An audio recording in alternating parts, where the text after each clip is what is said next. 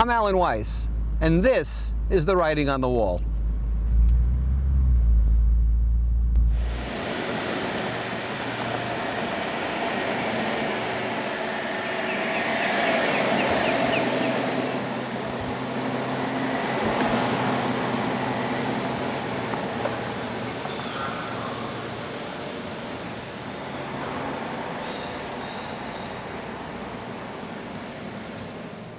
Welcome back. This episode is called Rules. You know, we're haunted by rules. We claim that we hate them, but we're really trapped by them. Churchill said we build our houses, then they build us. He was talking about Parliament. But what he meant is we construct things that then constrain us. And we follow rules rather blindly. At my church, to raise money, they have auctions, and one of the things they auction off is a key parking space right in front of the church for each of the three masses. And so we bid to get the space for the vigil mass on Saturday night. And my wife, has had 2 hip operations and 2 knee replacements, and so it was always good for us to be close, and plus I'm lazy. And so they put a sign up, and it says, this space is reserved for the 5 o'clock mass for the Weiss family because of the contribution to the auction for St. Gregory's Church. And that space is there for us at 5 o'clock. We pull in the car. However, if you go to one of the 2 masses on Sunday, the space is also empty because people won't park there. And some of the church administrative people told me, when they have a funeral or a wedding, people won't park in my space. They're following the rules. A lot of you, throughout your lives, have never removed those mattress tags that says, don't remove under penalty of law. And so you've left them on forever. In Houston once, it was about 100 degrees and 100% humidity. They tell you it's dry heat. Dry heat means that small animals explode on the sidewalk.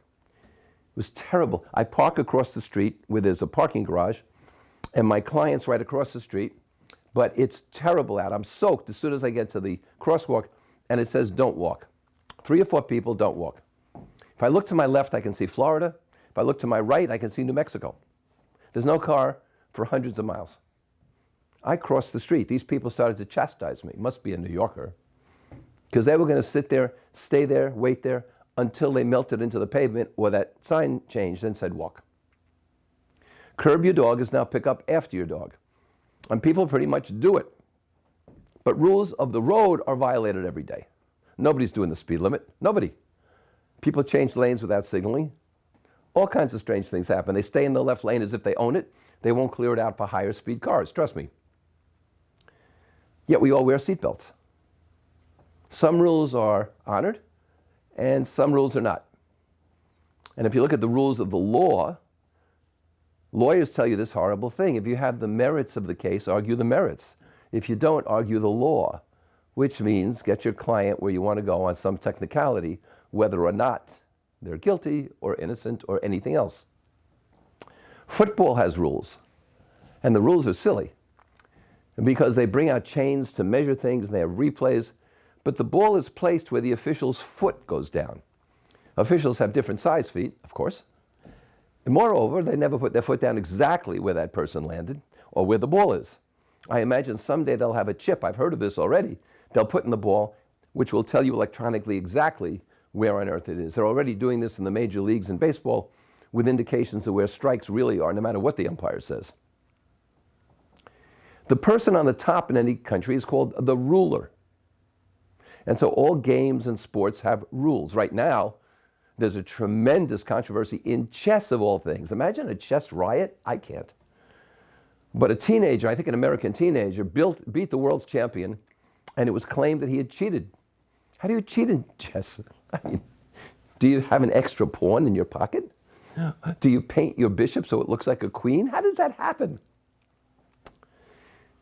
Rules, though, are meant for a given point in space and time. So today we have transgender athletes. The old rules don't fit. I think you need new rules, don't you? The august bodies of the world make profound rulings. But I remind you that the ruler that's maybe in your desk, if you're not totally electronic, that 12-inch ruler is divided into eighths. And so some rules need to be looked at in much more detail. You know, they said to Einstein, who pretty much everybody feels was a genius, right? They said to him, you've created these universal laws and these universal rules. It's brilliant. What else can you do? He said, well, there's always the question, who made the laws and who made the rules?